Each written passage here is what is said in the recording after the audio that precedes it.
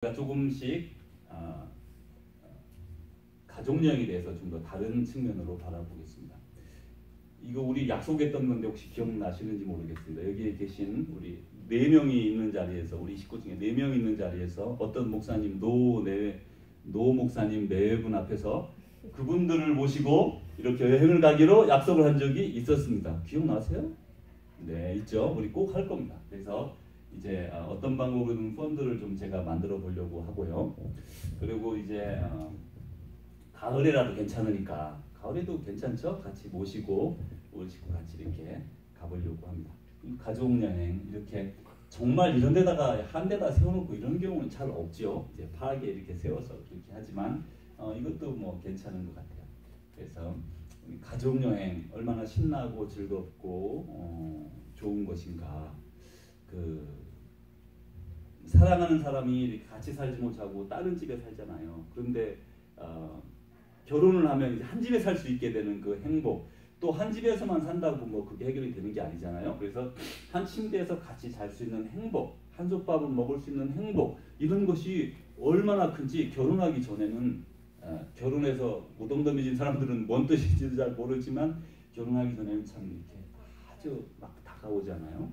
그런 것처럼 가족여행이 얼마나 즐겁고 함께 막 하는 그 웃음소리가 지금도 막 들리는 듯해요. 그 침대에서, 아니 그 텐트 조그만한 거 막 깔아놓고 막 애들하고 놀면서 막 그렇게 했던 그게 얼마나 참 그런, 그러니까 교회 생활이 그런 거라는 거죠. 자, 이제 우리가 이제 오늘 성경도 혹시 찾을 수 있어요. 그래서 성경 없으신 분들은, 있으신 분들은 또 저기 우리 앱으로 보시기 바랍니다. 오늘은 이렇게 다르게 말하면 교회론이라는 것을 생각을 해볼 거예요. 뭐 신학적인 얘기로 그냥 교회에서 교회론, 그러면 교회에 대한, 교회는 무엇이냐, 뭐 그런 게 교회론이에요. 자, 이제 그러면 교회가 어떻게 태동이 되었으며 어떤 모임을 교회라고 하는가, 이런 것을 기본적으로 생각해 볼 때 제일 먼저 아주 옛날로 가보겠습니다.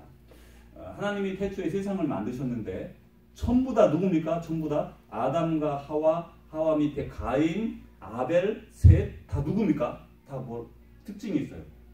식구죠. 가족이잖아요. 지금 가족.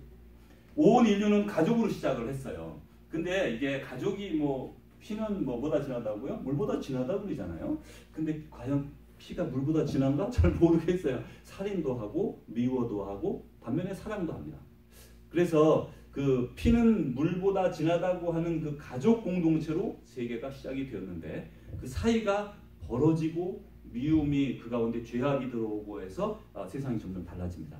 결국 심판을 받아서 노아 식구들만 남고 다 모든 사람들이, 모든 인류가 다 멸종되죠.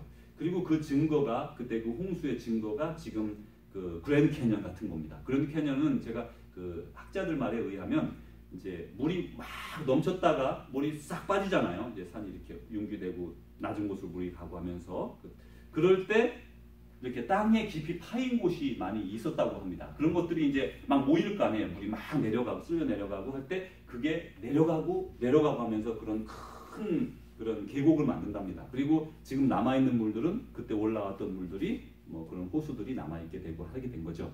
자, 이제 그렇게 노아 홍수가 발생하면서 또 다시 누가 남았어요? 가족이 남았네. 또 식구가 남았네. 그 역사가 참 가만히 보면 그거 계속 가족 얘기잖아요. 노아의 가족 얘기예요. 노아 가족. 식구, 또 식구예요. 근데 그 식구가 또 잘 번성해가지고 잘 됐느냐? 그러지가 않고 또 그 식구는 또 다시 범죄에 이르게 됩니다. 그리고 결국 하나님은 선택하신 것이 누구예요? 아브라함과 그 식구를 선택하는, 또 가족이에요. 또 식구를 선택한 거예요. 왜냐면요, 믿음은 나 혼자 가져서 나 혼자 살 수 있는 것이 아니라, 그런 하나님은 우리를 공동체성을 주셨기 때문에 그 가정 공동체를 가장 먼저 세워서 아브라함을 통해서 아브라함의 자녀들, 뭐 종, 뭐 식구들 이렇게 다 해가지고 그 사람들로 다시 믿음 공동체를 세우고 그를 믿음의 조상으로 세우고, 그로부터 이제 믿음이 선이 직접적으로 연결되게 됩니다. 자, 지금까지 말한 게 다 교회 개념이에요. 물론 교회는 베드로의 신앙 고백 위에 세워진 게 교회고 그렇잖아요. 그렇게 말하지만 그건 편협한 부분에 있어서 그렇고, 하나님이 생각하신 공동체는 그보다 훨씬 더 깊고 넓고 또 생각이 우리 생각보다 훨씬 더 많은 것을 포괄하게 됩니다. 그런데 그 다음에 이제 그 아들들이 이제 이집트에 가고 말이죠. 이렇게 요셉이 가고 성장하고 이렇게 종살이를 하게 되고 출애굽을 하게 됩니다. 그 출애굽이라고 하는 사람들, 그 사람들은 다 누구 자손들이에요? 아브라함의 자손이에요. 아브라함 식구들이에요. 다 식구들. 자, 이제 이렇게 해서 다 같이 나와서 나라를 하나님이 주셔가지고 젖과 꿀이 흐르는 약속의 땅에 주셔서 막 갔더니 말이죠. 사람들이 놀랐어요. 왜냐면요. 저 개인적인 경우도 이렇게 놀란 경우가 있는데, 제가 한국에서 자랐지 않습니까? 그런데 이 무화과라는 거 여러분 한국에서 보셨죠? 무화과 나무 보신 분 있는지 몰라요. 요만하게 생겼어요. 무화과가. 보통 이보다 작습니다. 무화과가 요만합니다. 한국 무화과.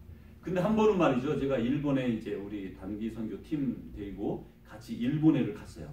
근데 어느 지역에 있는지는 기억이 안 납니다. 요코하마나 하여튼 도쿄 근처였던 걸로 기억이 나는데 무화과 나무가 하나 있는 거예요. 집 교회 뒤에. 그래서 무화과가 있네. 이 철이구나. 그때가 이제 여름이니까 그랬는가 보네요. 철이었어요. 근데 하나가 얼마나 줄 아세요? 무화과가 이만한 거예요. 이만큼 안 해도 이만한 거예요. 그래서 제가 이 주먹보다 훨씬 커요. 무화과가. 세상에 이만한 무화과가 있구나. 세상에. 이렇게 사람은 이제 자기 생각에 갇혀 사니까요. 무화과가 이만하다 생각했는데 이만한 무화과가 있는 거예요. 그리고 한 번은 이스라엘에 갔는데 다윗과 골리앗이 싸웠던 나골 골짜기가 있지 않습니까? 그 골짜기에 가서 우리가 이제 막 거니면서 뭐 기도도 하고 생각하고 그랬는데, 한국의 도토리는 보통 요만하잖아요. 그죠? 도토리 키재기. 근데 거기 갔더니 도토리가 이만한 거예요. 그래서 하나 가져왔습니다. 지금도 집에 하나 있어요. 너무 큰 거예요. 왜 이 말씀을 드리냐면, 이 이스라엘 백성들이 이집트라고 하는 아주 젖과 꿀이 흐르는 나일강에, 그 나일의 그 주변에 곡식이 참 잘 됐습니다. 범람하면 그 범람한 것들이 그런 거름이 돼가지고 참 잘 됐어요. 근데도 불구하고 거기서도 보지 못했던 어마어마한 과일들이 약속의 땅에 갔으니까 있는 거예요. 지금 말씀드렸죠. 도토리가 막 엄청나게 크고, 무화과는 제가 여기 이 나라가 얼마나 잘 모르겠어요. 포도송이를 가지고 오는데 포도가 한 송이가 있었다면 이거는 포도송이를 두 사람이 이렇게 맞죠? 막대기에 매가지고 가지고 올 정도로 큰 것이 있었어요. 자기가 파지하는 샘에서 물이 막 솟아나고 말이죠. 이거 놀랄만한 일이 지금 나타나고 있는 거예요. 그래서 이 사람들이 이제는 살만하다. 여기 참 살만하다 생각했어요. 그리고 하나님을 잊어버리고, 그리고 그때부터 하나님을 거역하고 하나님의 뜻에 따르지 않습니다.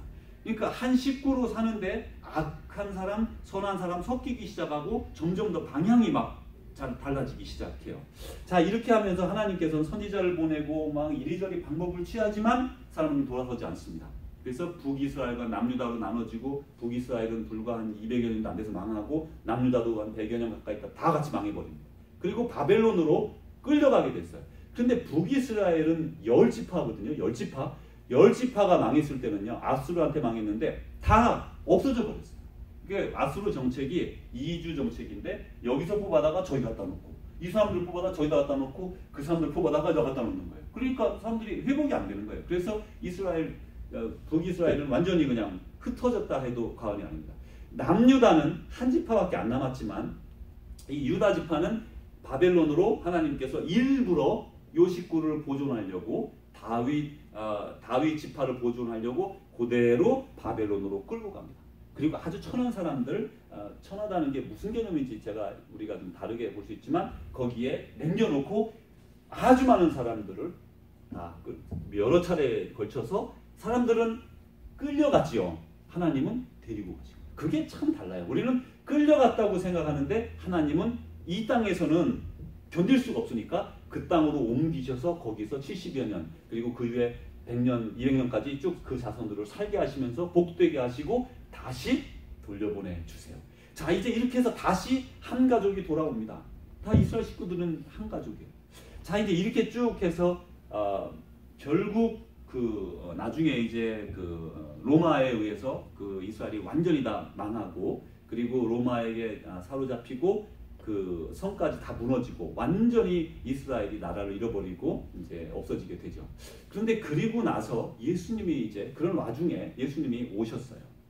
자, 이제까지 그런 가족 공동체가 있다가 더 작아졌다가 더 작아졌다가 해서 왔는데 주리멸렬 다 돌아와서 나름대로 생활을 했는데 그 사람들이 지금도 안 하는 게 뭐냐면 유대인들은요 우상숭배를 안 합니다. 지금도 안 해요. 왜냐하면 우상숭배 때문에 망했기 때문에 우상숭배 절대로 하지 않아요. 자기들이 가진 율법을 지키려고 율법화되는 됐지만 그들은 우상숭배를 안 합니다. 그 이후로 바벨론 포로 이후로 그런 성경에도 어디에도 지금도 그렇게 하지 않아요. 그런데 하여튼 이 사람들은 이렇게 왔는데 예수님이 그 유대인으로서 이 땅에 오셨어요. 자 이제 여기서부터 조금 더 교회라고 하는 우리가 지금 다니고 있는 이런 교회의 모습으로 근접해 갈 거예요. 자 보십시오. 예수님이 이 땅에 와서 제일 처음에 하신 게 뭐예요? 식구들을 만들었죠. 12식구, 12가족, 그래 13명. 우리 그 다음에 성경에 나오지만 마리아나 다른 많은 그 여성 제자들이 있었습니다. 이분들은 여성 제자예요. 그러니까 사도에는 12사도만 예수님이 탁 뽑았지만 다 그들과 맞먹는 그런 여성 제자들이 일군의 무리가 있었습니다. 그들은 자기의 사제를 다 털어서 예수님과 제자들을 먹이고 입히고 전도 여행을 도왔습니다. 자기 헌신적으로 도운 사람들이에요. 이런 일군의 무리들이 있었고 그 다음에 70여 명의 우리 전도단이 또 다시 있고 나중에 조금 더 넘어가면 사도 예수님이 승천하신 이후에 120여 명이 그 마가의 다락방에 모여서 막 기도하고 있었습니다. 그리고 그 기도할 때에 성령이 그들에게 임하게 되었어요. 자 이러면서 이게 오순절이었고 그리고 지금 그건 원래는 이스라엘 절기는 오순절인데 이제 개신교로 오면 이쪽 신약으로 오면서 이때를 성령 강림절이라고 부르게 된 거예요. 왜냐면 오순절날 왔는데 성령 강림이 중요하니까 우리는 오순절을 지키는 게 아니니까 성령 강림절로 지켜서 성령이 각 사람에게 임하면서 그곳이 교회가 됩니다. 자 이제 여기까지 와서 우리가 이해가 됐어요. 그러니까 예전에는 다 한 식구였는데 사실 우리 지금 한 식구입니다만은 그 혈연적 의미에서 한 식구입니다만은 원래도 이제 그 예수님을 통해 누구든지 하나님의 뜻대로 행하는 자라야 내 형제요 자매요 어미요 아버지니라 이렇게 말씀하셨어요. 그럼 우리 식구가 다 믿음으로 식구가 됐어요. 그게 교회입니다. 여기까지 이렇게 생각하면 아주 쉽죠. 그런데 좀 더 나가보십시오. 그렇지는 않아요. 그러면 예수님의 공동체 거기서는요 3년 동안 돈 번 사람이 있습니까? 없어요. 그냥 다 여제자들이 다 보충하고 말이죠. 사람들이 제공했어요. 필요한 만큼 제공했어요. 그래서 그들은 2개의 전대, 2개의 막대기, 2개의 신발 이런 거 갖고 다니지 않았습니다. 왜냐하면 하나님이 다 준비해 주셔서 3년 동안 그들은 공부하면서 말씀 듣고 또 이렇게 예수님으로부터 직접 배우면서 이제 사람들 고치고 가르치고 이렇게 여행을 하면서 3년 동안 같이 삽니다. 그러니까 공동체로 살았는 거예요. 자, 이렇게 사는 게 교회냐? 그게 우리 오늘날의 교회가 그렇게 되어야 하느냐? 그러진 않잖아요. 그죠? 우리가 형제 자매라고 해서 다 한 집에 삽니까? 안 삽니까? 안 살죠. 결혼하고 나이 들면 다 나가 사는 거예요. 그리고 우리 애들도 같이 평생 같이 삽니까? 안 살죠. 좀 살다가 저 동네 가 살기도 하고 이 동네 가 살기도 하고 말이죠. 다 시집도 가고 말이죠. 옛날에 뭡니까 농사 짓는 그런 농경 사회에서도 심지어 딸내미가 나면 딸내미 시집 가서 딴 데 가서 살고 그러지 않습니까? 그러니까 같이 살지 않아요. 형제자매는 같이 살지는 않아요. 따로 떨어져 살 수 있어요. 자, 그러면 교회의 개념이 꼭 같이 수도원처럼 살아야 된다? 그럴 수도 있다. 이렇게 생각하고 꼭 그런 건 아니다. 라는 걸 마음에 두십시오. 자, 이제 공동체로 모여 살 수도 있고 아닐 수도 있다. 이걸 거부하는 것은 절대로 아닙니다. 왜냐하면 예수님도 몇 년 동안이지만 그렇게 보여주셨어요. 자, 이제 그러면 예수님이 이제 그 제자들과 공동체를 이루어 식구가 되어 그 많은 사람들과 함께 예수님을 따르던 무리가 120명이 넘어서 성령으로 이제 그곳에 교회 하나가 되어서 교회로 세워지게 되었어요. 자, 이제 여기서부터 그러면 그 이후에 어떻게 됐습니까? 그게 바로 120여 명의 성도들이 성령 받아가지고 무엇을 했어요? 나가서 전도했습니다. 방언하는 능력, 은사를 받아가지고요. 은사는 하나님이 주시는 거예요. 내가 개발하는 것도 자기 개발도 있지만 자기 개발 노력과 더불어 그거보다 먼저 성령으로 우리에게 은사를 주시거든요. 그래 그거를 개발하게 되죠. 이렇게 은사를 주신 것을 은사를 가지고 사람들에게 전파하게 됩니다. 복음을 전파하면서 교회에 사람들이 많이 모였어요. 3,000명, 5,000명, 뭐 몇천 명씩 막 전도가 돼서 막 들어왔어요. 근데 한 군데 모일 장소가 없었습니다. 당연히 있을 수가 없어요. 그러면 어디 모였을까요? 그래서 가정교회라고 생각을 합니다. 그 당시에는 한 사람이 그 집에 이렇게 막 뭐 이스라엘에 가보면요, 각 집이 보통 2베드룸, 3베드룸이 있습니다. 이제 들어가면 아주 깜깜하죠. 유리창도 도둑이 들어올까봐 크게도 못하고 말이죠. 이게 뭐 보관이 안 되니까. 그런데 한 방은 짐승 사는 방이 같이 있어요. 보통 집에. 그래서 뭐 뭔 동물이 있었는지 기억이 잘 안 납니다. 이렇게 뭐가 막 있어요. 막 왔다 갔다 해요, 걔네들이. 그리고 한 방은 부모님 같이 자는 것 같기도 해요. 제 기억에 보통. 그 다음에 하나는 부엌같이 이렇게 되어 있어요. 그리고 그러니까 들어가면 이렇게 그래서 이제 옆에서 뭐 빵 좀 꿔달라라고 할 때 다 식구가 다 누웠으니 못 나간다 그렇게 말하는 게 막 애들은 누워 있는데 막 밟고 나갈 수 있으니까 막 그래서 그랬는 것 같아요. 껌껌하고. 실제로 동물도 살고 이렇게 살게 되어 있어요. 자, 이제 이렇게 사람들이 한 집안에서 지금 예수님의 가족들이 다 그 마가의 다락방에 모인 사람들이 점점점 불어나서 전도해서 들어와서 어느 한 집에 그럼 오늘 마태 너는 이 사람들과 함께 같이 믿음 생활을 하시오. 자연스럽게 식구 공동체가 된 거죠. 왜냐하면 우리 식구가 믿음으로 하나가 식구가 되어서 10여 명이나 5명이나 10명이나 이런 이상이 함께 모여 예배드리고 그런 작은 공동체들이 많았을 것이다. 그게 지금까지의 연구 결과입니다. 그래서 그 교회가 5,000명, 10,000명, 20,000명 넘어가게 된 거예요.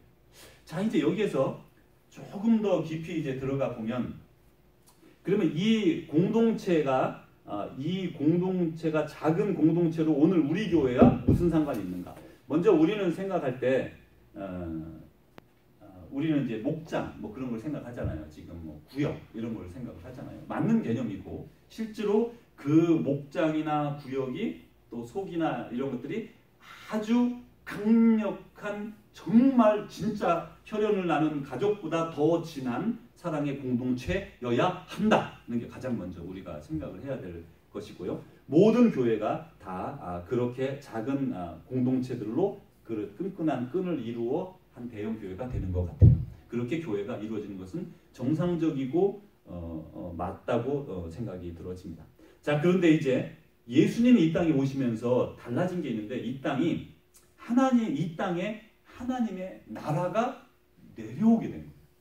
그전에는 사람들이 우리는 하나님 나라에 간다 이렇게 생각을 했어요. 하나님 나라에 가는 거예요. 근데 예수님이 오시면서 하나님 나라가 이 땅에 도래했어요.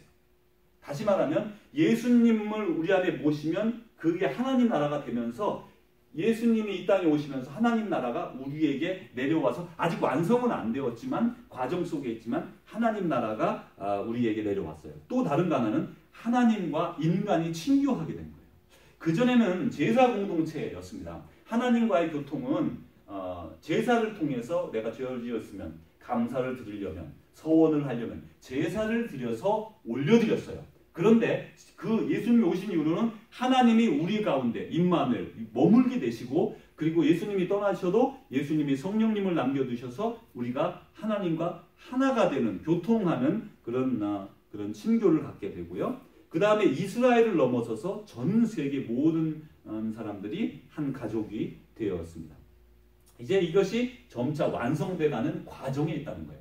이렇게 예수님이 오면서 세상이 갑자기 그 개념이 우리가 하나님 나라에 가는 것이 아니라 하나님이 우리에게 오셨고 하나님 나라가 여기서 이루어지고 있는 그래서 상황이 약간 변화된 걸 우리가 지금 이렇게 깨달을 수가 있어요. 이렇게 이제 교회가 만들어져서 성령 강림을 통해 교회가 만들어지는데 여러분 성령이 처음 내렸을 때 보니까 이렇게 성경에서 사도행전은 표현합니다. 성령이 강한 바람 같은 소리가 났대요. 그러니까 막 우리 알죠? 막 휘 하고 막 그런 엄청난 태풍 같은 소리가 났대요. 그러면서 그 비둘기처럼 예수님에게는 비둘기처럼 임했는데 여기서는 각 사람에게 불이 하나씩 탁탁탁 막 떨어졌다고 그래요. 그래서 각 사람 머리 위에 불과 같은 것들이 있더라. 이렇게 이제 성경에서 말하고 있어요. 그래서 모든 사람들에게 그 불 같은 것들이 다 있는 거예요. 말하자면 여기 머리 위에 우리 옛날에 댕기 한 것처럼 이렇게 한 것처럼 불이 하나씩 탁 켜져 있는 거예요. 성령이 임한 것이죠. 이렇게 해서 성령이 그들 가운데 하나로 만들어준 거예요. 무엇이 100명, 200명, 아니면 500명, 아니 10명이라 해도 하나로 만들어주는가? 교회를 하나로 만들어주는가? 그거는 성령이에요. 우리가 모임은 예수님을 믿기 때문에 모였는데 그 이후에 주시는 성령이 우리 모두를 하나로 연결해 주는 그런 것이죠. 이제 우리는 성령으로 한 마음 한 뜻이 되는데 여기서 보면 먼저 우리는 교회 속에서 같이 하는 게 몇 개가 있어요. 하나는 성찬을 같이 하고요. 예배를 같이 드리고요. 세례를 줍니다. 그리고 한 개 더 성령을 받습니다. 우리가 성령을 받음으로 해서 이제 하나가 되는 것이죠. 그리고 우리는 하나님의 상속자가 돼요. 자, 이제 여기에서 하나 더 이렇게 조금 더 짚어보고 나아가야 될 게 있는데 우리 교회는 말이죠. 지금은 이렇게 구조적이잖아요. 우리가 뭐 당회, 재직회 없는 데도 있고 있는 데도 있고 집사회, 무슨 뭐 위원회 이렇게 해서 이제 구조적으로 잘 이렇게 꾸며져 있는 면이 있습니다. 자, 그런데 이 사도행전에 나오는 성령님이 임하시고 나서 나타난 그런 많은 활동들을 보면 그 중에 이런 구조보다 먼저 그 하나로 이루어주시는 어떤 공통성이 있어요. 그게 뭔가를 우리가 살펴볼 거예요. 먼저 사도행전 5장 안 찾으셔도 됩니다. 아직까지는 조금 있다가 찾을 때가 올 겁니다. 사도행전 5장 3절 9절에 보면 아나니아하고 삽비라 얘기가 나와요. 아나니아 삽비라는 자기 전지선을 팔아서 다 바쳤습니다. 그리고 반을 탁 빼놓고 명예는 얻고 돈은도 남고 뭐 이런 장사를 하려고 하다가 하나님을 속이고 성경에 보면 성령을 속였다. 베드로 앞에서 말을 그렇게 했는데 성령을 속였다. 성령의 공동체이기 때문에 성령님이 아시고 바로 그들은 둘 다 죽습니다. 성령이 빌립을 이디오피아 내시에게 가라 해가지고요 막 마차를 따라갈 정도로 빨리 뛰어갈 수 있는 힘도 주셨고 빌립이 그 옆에 앉아가지고 복음을 이디오피아 내시에게 전했다. 사도행전 8장에 말씀합니다. 성령님이 지금 인도하고 있는 거예요. 세 번째로는 온 유대, 갈릴리, 사마리아 교회가 성령님의 인도로 터전을 잡았다. 사도행전 9장에 말씀하고요. 사도행전 10장에는 성령의 인도로 베드로가 이방인인 고넬료의 집에 초청받게 되고 가게 돼요. 그리고 사도행전 13장에 성령께서 바나바, 바울을 선택하여 선교사로 파송했대요. 아니 사람이 선택하고 사람이 이렇게 할 수 있는데 그렇지 않고 13장에 보면 성령께서 바나바와 바울을 선택하여 선교사로 파송합니다. 지금 누가 하냐면 성령님. 15장에는 예루살렘 공의회 결정을요 사람들이 내렸어요. 거기 모인 사도들과 다른 제자들이 모였는데 성경에서 뭐라고 표현하냐면 성령과 사도들의 결정. 그래서 성령의 결정이라고 먼저 말합니다. 또다시 16장에 가면 성령은 바울에게 아시아로 가지 마라 해서 아시아로 못 가게 합니다. 비두니아로 가서 말씀을 전하려고 했는데 못 가게 해서 복음을 못 전했어요. 성령님이 복음을 못 전하게 막았어요. 그리고 밤에 꿈을 꾸면서 들어와로 가라 해가지고 유럽으로 전도하게 되어 빌립보로 가게 되는 것이죠. 자, 그리고 다시 사도행전 20장에 바울이 이제 예루살렘에 올라가서 당할 환란을 성령이 미리 바울에게 여러 번 말합니다. 예수님이 자기 환란을 아신 것처럼 바울도 말이죠. 가면 고난 당할 걸 다 알아요. 지금 계속 성령으로 보여주세요. 그럼 가지 말라는 건가? 그런 생각이 들 텐데 바울은 끝까지 가죠. 왜냐하면 사명이니까. 힘들 것이다. 미리 왜 알려주셨을까 모르지만 하여간 준비하라는 거겠죠. 마음에. 그리고는 그래도 올라갑니다. 또 사도행전 21장에 보면 아가보의 한 선지자가 성령으로 바울이 예루살렘에 올라가서 체포될 것을 말해주세요. 이제 지금까지 보면요. 성령님이 다 주관하고 계신 것을 우리는 알 수가 있어요. 그래서 이제 성령은 외적 활동에 내적 원동력으로 작용합니다. 모든 사람들의 그리스도인들의 활동의 내적 원동력은 성령이었다는 거예요. 우리 자신을 보시죠. 우리가 성령에 이끌려 살지 아니하면 내 맘대로 살게 되지만 성령이 내 안에 나를 움직이셔서 하나님의 뜻대로 살아가는 사람이 우리는 되는 것이죠. 이제 조금 더 이거는 뭐 그동안 성령이 막 주관했다는 것이고 이제 그 당시 교회로 가보겠습니다. 예수님의 제자들, 121명의 제자들, 그 다음에 5,000명, 4,000명, 막 몇천 명들이 막 모여서 큰 대형 교회, 각 작은 그룹들이 있는 대형 교회가 됐습니다. 이 교회를 뭐라고 불렀냐면 예루살렘 교회라고 지금 부릅니다. 그 당시에 그렇게 불렀는지는 기록이 없어요. 뭐 없지만 우리가 지금 후대에서 부를 때 그것을 예루살렘 공동체, 예루살렘 교회라 불렀어요. 그런데 이 사람들은 상당히 가난했습니다. 예루살렘이란 데가 이스라엘이 뭐 풍성하고 그런 이 당시에 그런 지역이 아니었는가 봐요. 왜냐면 나중에 기근이 들고 하면요, 막 수백 명, 수천 명씩 죽어나갔대요. 그러니까 알만하죠. 막 죽어나갈 정도로 가난했어요. 그리고 이제 예루살렘 공동체에는 원래부터 유대인들이 대다수입니다. 여기는 대다수가 유대인. 그러니까 유대인 중심으로 된 예루살렘 교회가 처음으로 세워지게 되고 거기에 많은 것들을 이제 많은 교회의 모습이 나타납니다. 그래서 우리가 말할 때 초대교회로 돌아가자 그런 말씀 많이 들어보셨죠. 초대교회로 돌아가야 된다. 우리 교회 모형이 뭐냐? 여러분 가만히 보면 시간이 좀 넘어가니까 제가 어디까지 하고 빨리 정리를 해볼게요. 교회가요, 이게 시대를 자꾸 이렇게 얘기하다 보니까 다 얘기가 돼서 그런데 우리가 지금 생각하는 교회, 우리가 생각하는 교회관이란 이런 교회 건물로서의 교회, 그 안에 조직적인 교회, 교단 이런 것들이 생기게 됩니다. 교단들과 종파들이 많이 생겨나가고 그 전에 먼저 쭉 가면 고전으로 이제 17, 18세기 교회가 16세기에 1517년에 마틴 루터가 종교개혁을 난 이후에 루터란이 생겨나고 루터란 다음에 칼비니즘이 생겨나고 칼빈 교회가 생겨나고 그 다음에 뭐 다른 그 다음에 뭡니까 감리교가 생겨나고 그 다음에 침례교도 막 생겨나기 시작해요. 교단이 이렇게 1517년 이후로 생겨나기 시작하는데 그 전까지는 한 200~300년까지는 뭐라고 그러냐면 그 사이를 우리가 잘 아시다시피 중세라고 그러고 중세교회라고 부릅니다.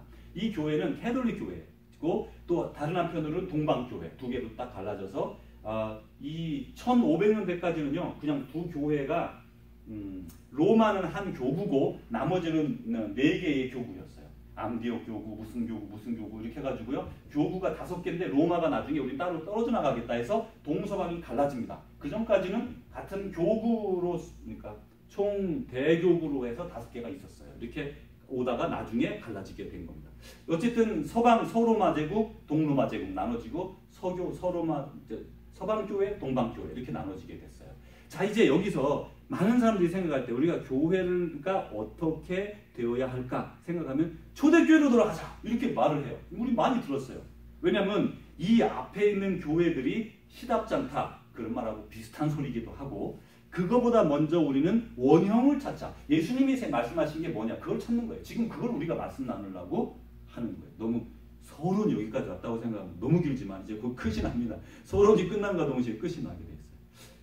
어렵죠? 교회라는 것은 우리가 생각하는 것만큼 단순하고 쉽게 파악할 수 있는 것은 아니에요. 그런데 지금 우리가 볼 수 있는 건 초대교회로 돌아가자라고 하는 사람들의 마음은 이해하는 거예요. 이게 좀 제대로가 아니다라는 생각을 하는 거예요. 사람들이. 이 중세교회부터 전부 다. 그러면 성경에서 말하는 이 교회가 예루살렘 교회가 먼저 있고요. 그 다음에 예루살렘 교회 그 큰 대형 교회의 작은 그룹들 그것이 안디옥 교회라는 곳으로 더 다음에 생겨납니다. 안디옥은 이방 사람들의 중심지고요.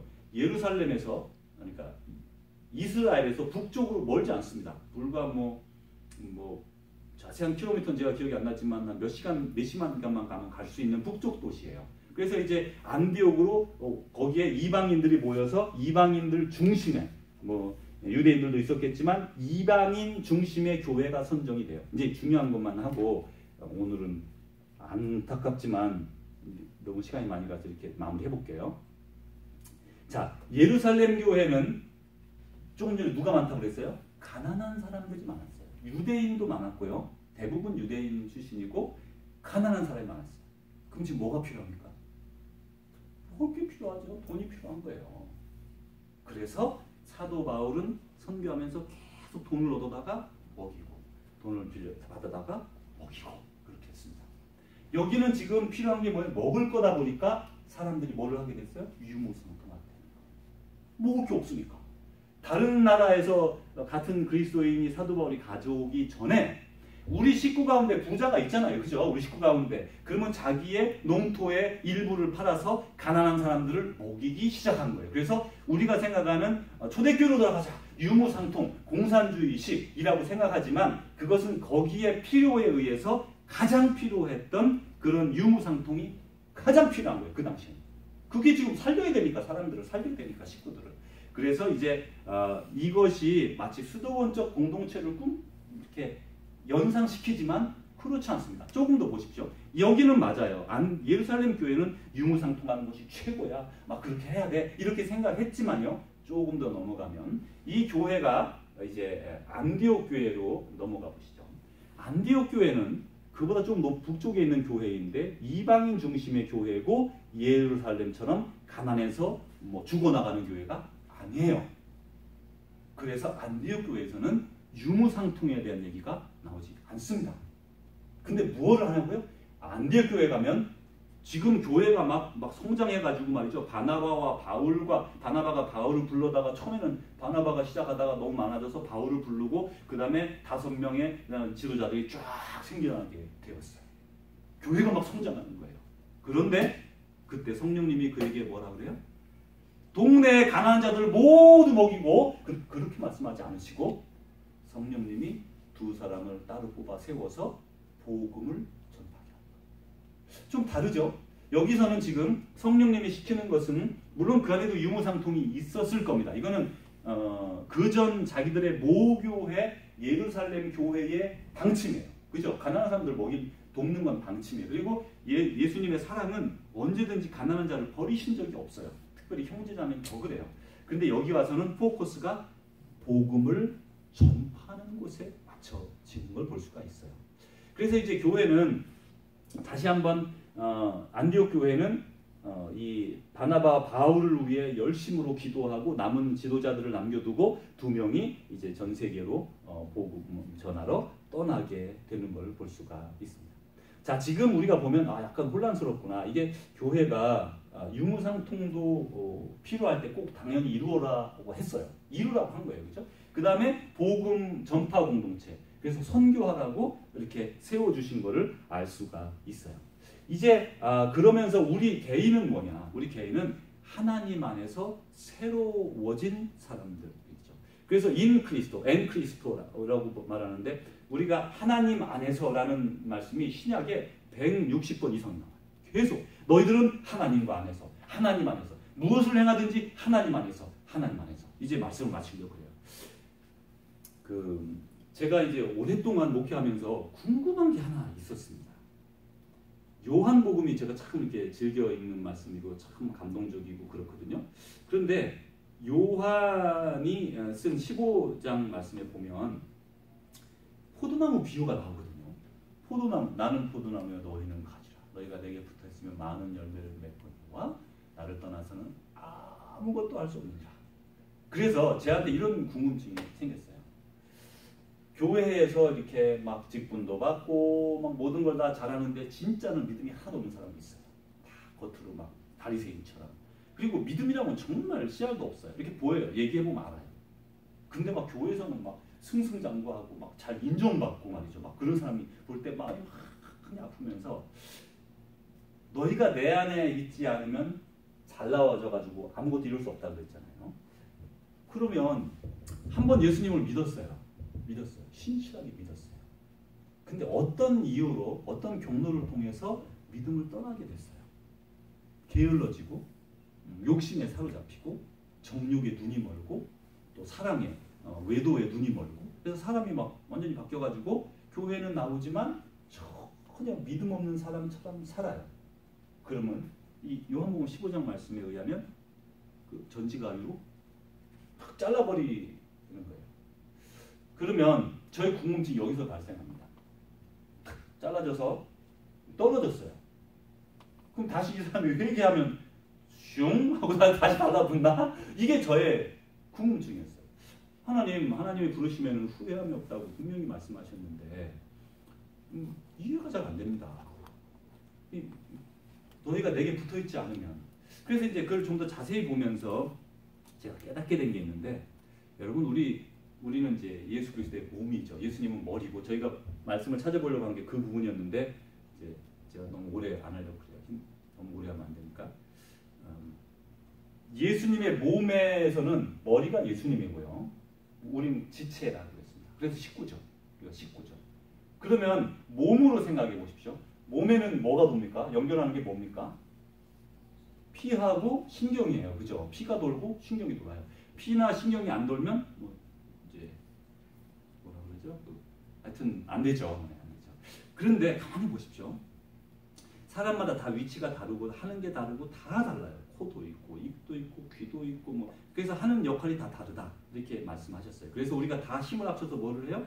하나님의 일, 머리가 생각하는 일을 우리가 다 같이 자기 나름대로의 일을 하는 거예요. 손이 지금 뭐 막 조립하고 있다 그래서 다리가 나는 손이 다리 보고 너는 왜 아무것도 안 하냐? 그럴 수 없는 거예요. 왜냐면 다리를 서서 지탱을 해줘야 이 일을 할 수 있으니까. 그래서 우리는 다른 사람들 이렇게 책망 못하고 그러잖아요. 같이 이렇게 믿음 안에서는 늘 우리가 이해 못하는 면이 있기 때문에 그런 거거든요. 그런데 보십시오. 어떤 사람이 믿음이 전혀 없는 삶을 살아요. 근데 전에 믿었어요. 잘 믿었어요. 분명히. 그럼 이렇게 해서 이해가 저한테 됐어요. 가끔 우리 신경이 끊어진 사람들 있지 않습니까? 사람이 하다 보면 신경이 거의가 마비됐어요. 뭐 어떤 이유로. 그래가지고 그 신경이 안 가요. 그런 거 아닌가? 그런 생각이 저한테 들었어요. 신경이 안 가는.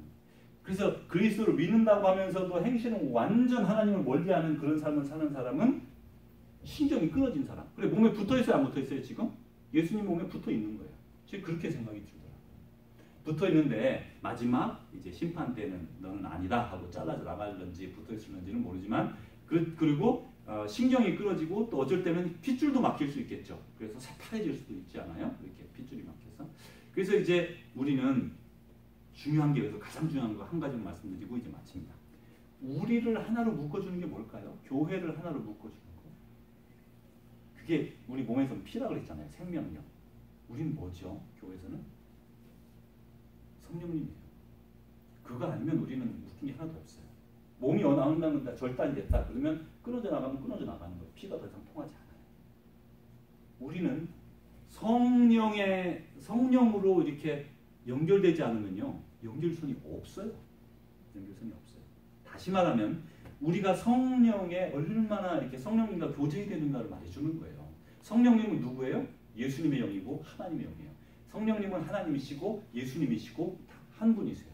그래서 그분과 연결되지 않으면 믿는다고 하면서 그분과 연결되지 않으면 옆에 사람과 맨날 같이 성도들끼리 놀러 다니고 뭐 이렇게 뭐 해도 진정한 하나님의 몸으로서 예수 그리스도의 몸으로서의 기능은 없는 거라는 거죠.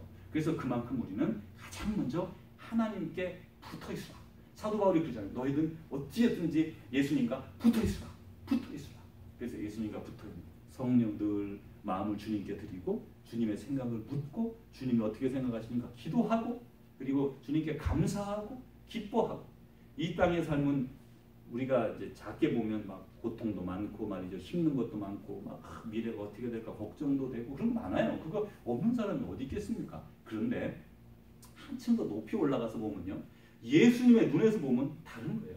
우리가 뭐 손이다. 그러면 예수님이 그 손을 갖다 버리시겠어요? 자기 손을?